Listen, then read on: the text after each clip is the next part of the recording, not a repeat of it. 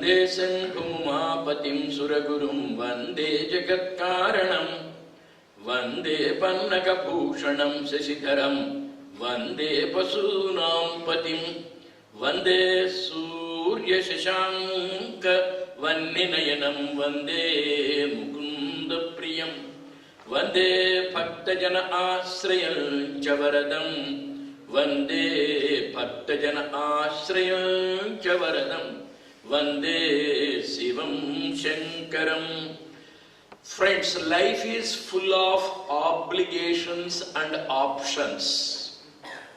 We have several responsibilities, duties, and they are the obligations. There are certain, or rather many options. The choice is given to you to do it or not to do it. Life is full of options, obligations.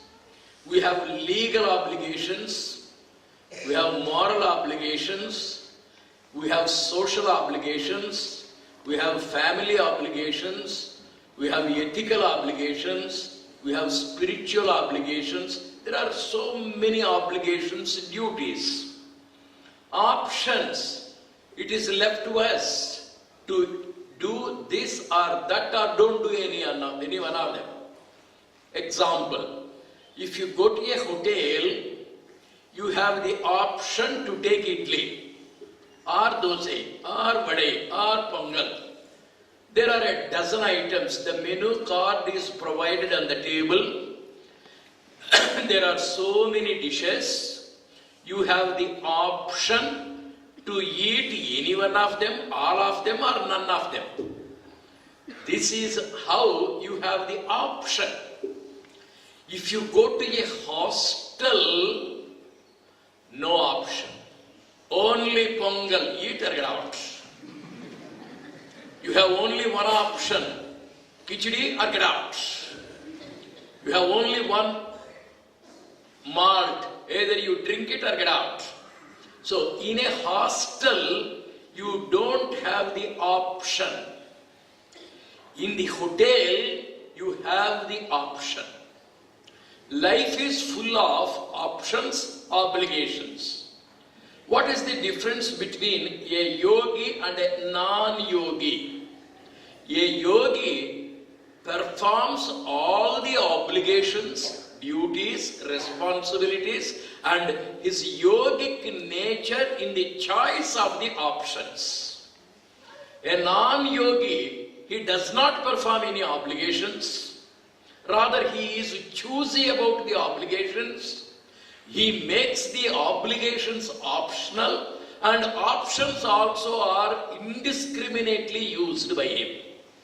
This is the major difference between a yogi and a non-yogi. Yogis do observe the responsibilities, duties, obligations. In addition to that, when there are many options, they choose the right option wisely, lovingly, impartially, even spiritually. Ordinary people are so. One day, one student came to me with a wedding invitation. Sir, my sister is getting married. I invite you to attend the function.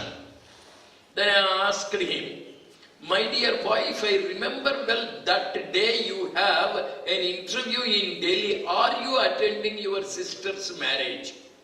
No, sir. I am going to attend my interview. I am unable to be present at the place where my sister is getting married. Fine. After 1 month, he brought another wedding invitation. And this time, the marriage is his own marriage. Sir, I am getting married, sir. Please come, sir.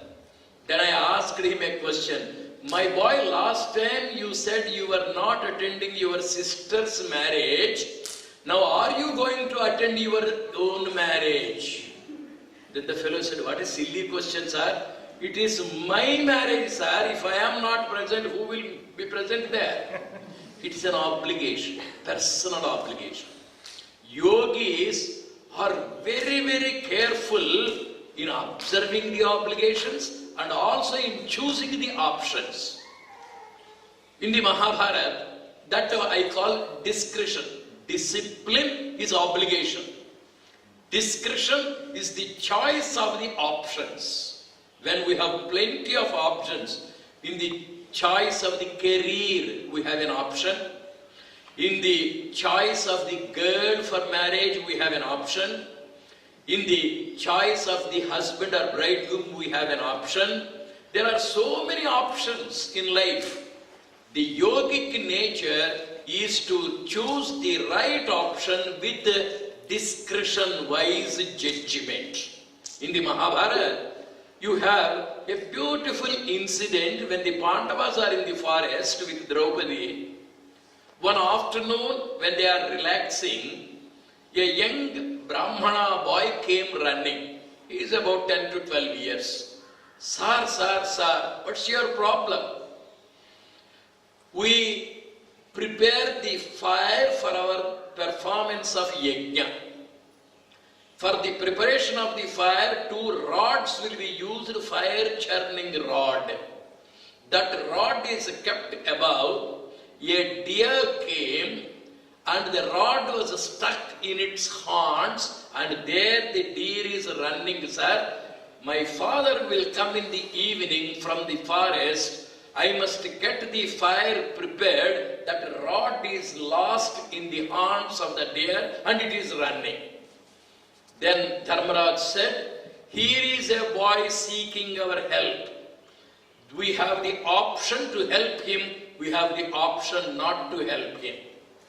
First, every person has the option to be useful or not to be useful.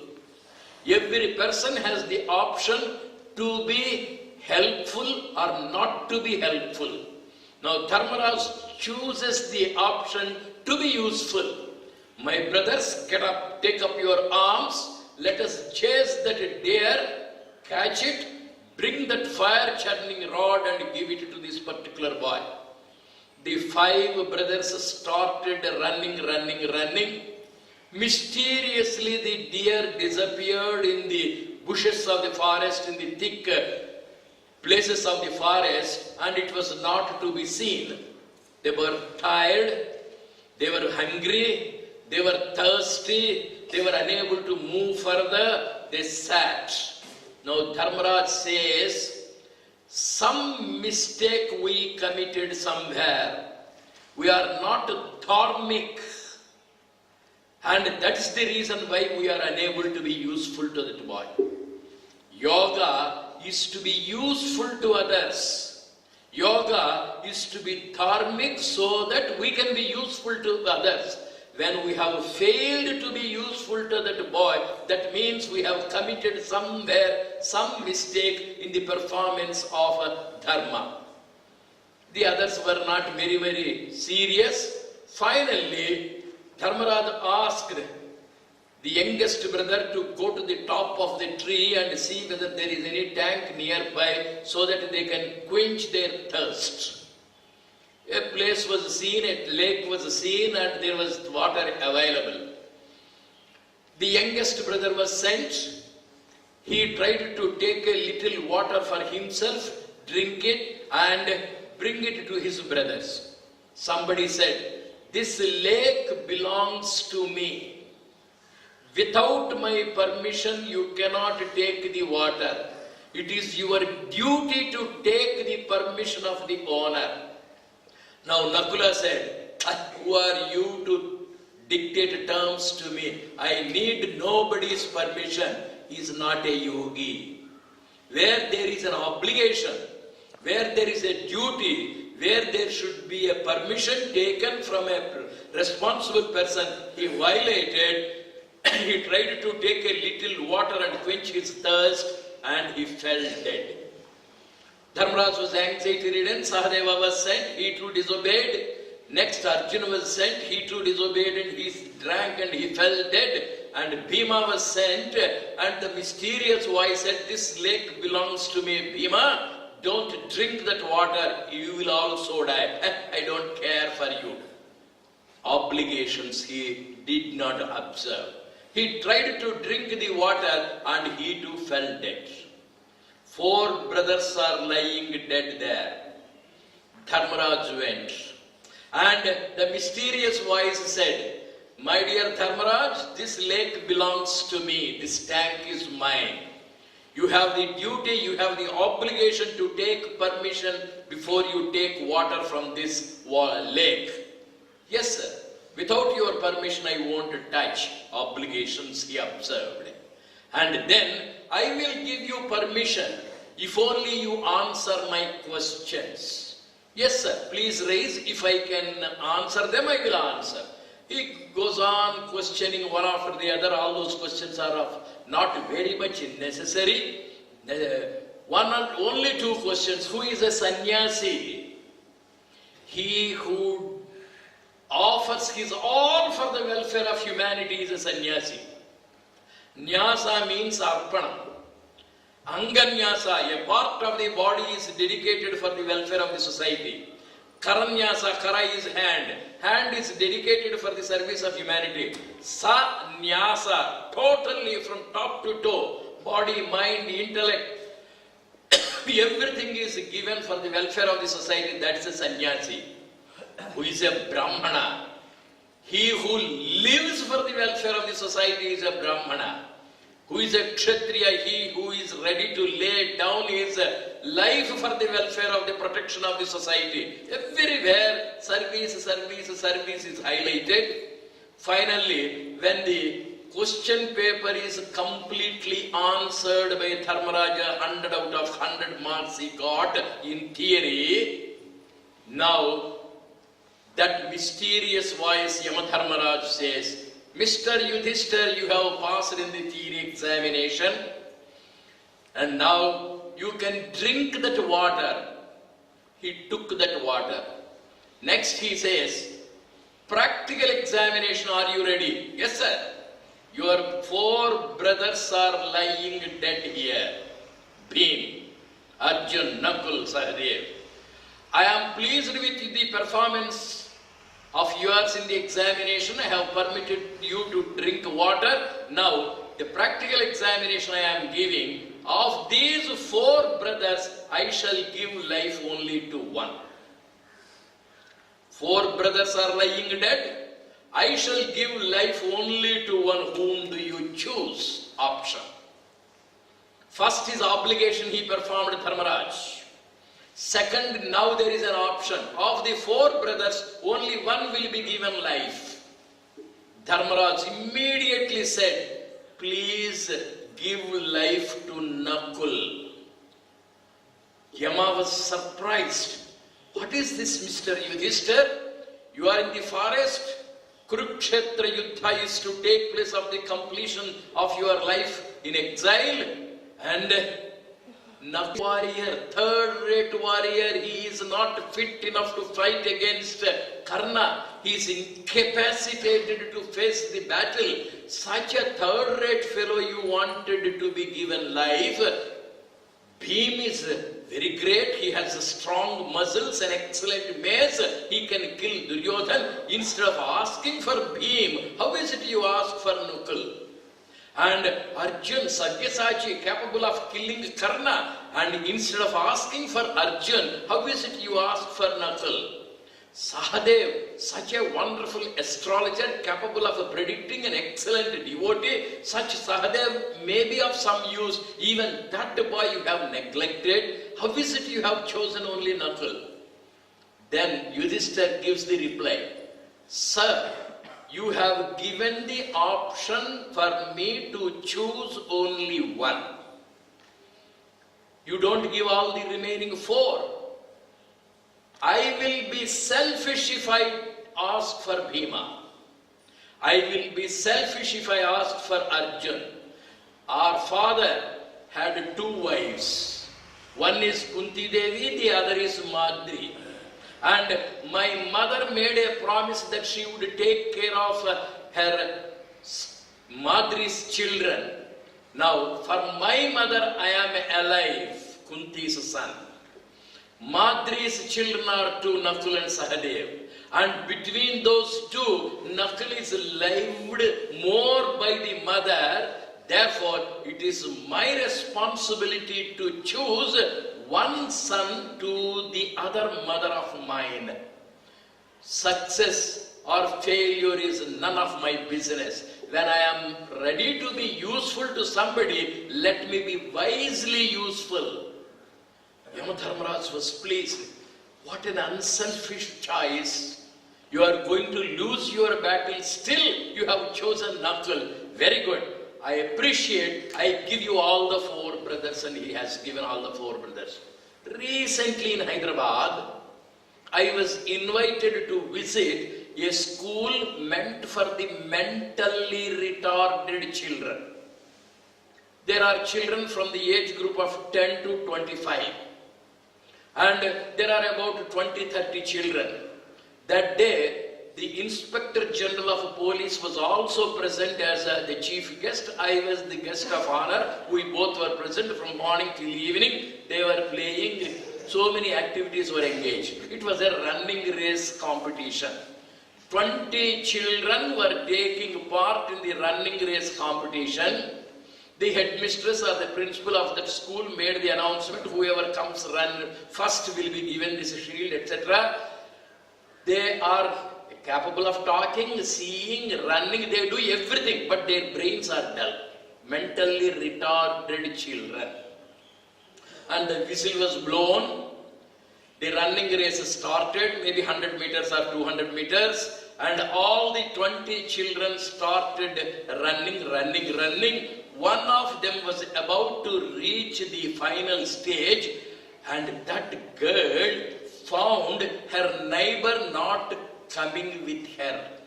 She was a girl of about 12 to 13 years. There was a boy by her side running. He was about 7 to 8 years. She looked at him, maybe 10 years, and that boy fell behind. This girl was reaching the destination. She looked back, came back, lifted that boy, and when that boy was being lifted by this grown-up girl, the remaining 20 children looked at them both. They all came back. Everybody stood up. Everybody held the hands. All of them together ran to the spot, and now the judges had the problem who is to be selected. They are mentally retarded. There is no competition. There is cooperation. There is cordiality. There is unity. Let us all go together. Let us live together. Let us rise together.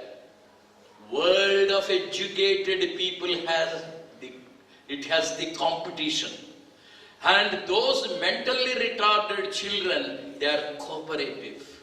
And when the senior girl has the option to reach the top and receive the medal, she chose not to go. She went back, helped the person who was falling, who was limping, and she carried him along with her. Whether they are educated or we are educated, you have to choose.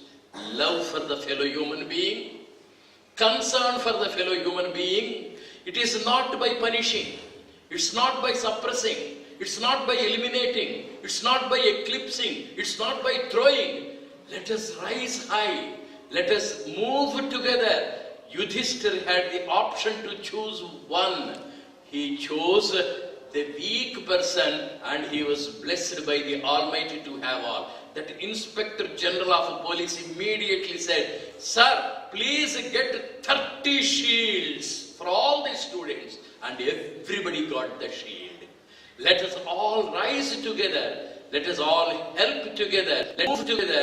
And that is the spiritual component of our Indian dharma, Hindu dharma, Bharatiya dharma. As a group, let us rise. Let us not eliminate anybody. Be and make, therefore, is the goal of this particular university. Swami Vivekananda promulgated it, he popularized it. Let us try to be the yogis, peacefully useful, usefully peaceful. Together, let us all rise. May we now meditate on that great Yogeshwara Lord Sri Krishna.